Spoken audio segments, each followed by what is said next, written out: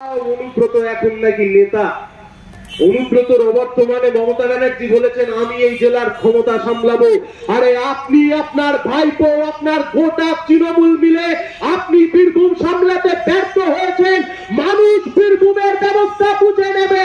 বীরভূমকে তোলাবাজির ক্ষেত্রে আমরা পরিণত হতে দিতে পারি না। কমরেড, কোথায় দাঁড়িয়ে আছি আমরা আপনাদের কাছে জানতে চাইছি। এই ছিল বীরভূমের অবস্থা, এই ছিল বীরভূমের অবস্থা। ভারতবর্ষের বুকে যে সংসদ, সেই সংসদের যে স্পিকার ছিলেন সোমনাথ চ্যাটার্জি, বোলপুর থেকে জিততেন।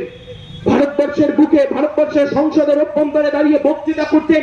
গোটা ভারতবর্ষের সংসদরা হা করে শুনতেন, গোটা ভারতবর্ষের পার্লামেন্টারিয়ানরা হা করে শুনতেন। হয়েছিলেন শেষ জীবনের স্পিকার। কোথায় নামিয়ে এনে দাঁড় করিয়েছে তৃণমূল কংগ্রেস, কোথায় তুলে এনে দাঁড় করালো তৃণমূল কংগ্রেস, আমরা আপনাদের কাছে জানতে চাইছি।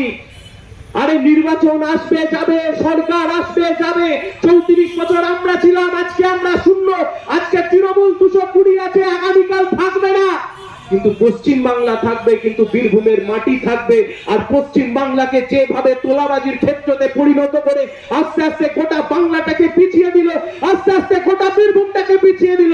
কার ক্ষতি হলো? ক্ষতি হলো আমার বাংলার। কার ক্ষতি হলো? ক্ষতি হলো আমাদের বীরভূমের। রবি ঠাকুরের বীরভূমে এই অনুব্রত মার্কা সমাজের দাপাদাপি সাধারণ মানুষ আর মেনে নেবে না।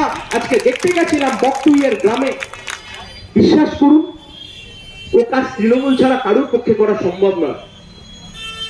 দেখছিলাম এই বাড়িটার মধ্যে ঢুকে বিভিন্ন ঘরগুলো, মামলা করেছিলাম আমরা কলকাতা হাইকোর্টে সিবিআই এর জন্য, সেই মামলা আমরা জিতেছি।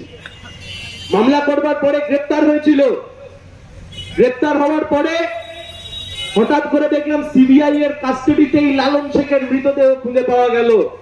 আমরা জানতাম লালন যদি একবার সিবিআই এর কাছে গান ধরা শুরু করত, তাহলে এদিক ওদিক অনেক ব্যানার্জি আর তার ভাইপো জেলের ঘানি টানলেও টানতে পারতো। তাই জন্য লালন গান গাইবার আগেই লালনের দেহ ওই আমরা সিবিআই এর অফিসের মধ্যে খুঁজে পেয়েছিলাম। কোথায় দাঁড়িয়ে আছি একবার গিয়ে দেখে আসুন না বাড়িটা।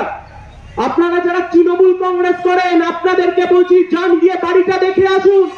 তৃণমূলের হাতে তৃণমূল খুন, তৃণমূলের হাতে তৃণমূল খুন হওয়ার পরে কলকাতার বুক থেকে দাঁড়িয়ে কুণাল ঘোষ বলেছিলেন না না অনুব্রত যা বলছে তা ঠিকই বলছে। আর অনুব্রত কি বলছিল? অনুব্রত বলছিল টিভি থেকে শর্ট সার্কিট হয়ে নাকি 10 জন মানুষের প্রাণ চলে গেল, 8 জন মহিলা, 1 জন শিশু আর 1 জন পুরুষ, তাদের প্রাণ চলে গেল। তারা করতো তৃণমূল কংগ্রেস। তাদের বাড়ির লোক স্বীকার করেছে, হ্যাঁ আমরা তৃণমূলের সাথে ছিলাম, আমরা তৃণমূল করতাম। তৃণমূলের হাতে তৃণমূল খুন হয়ে গেল। ওই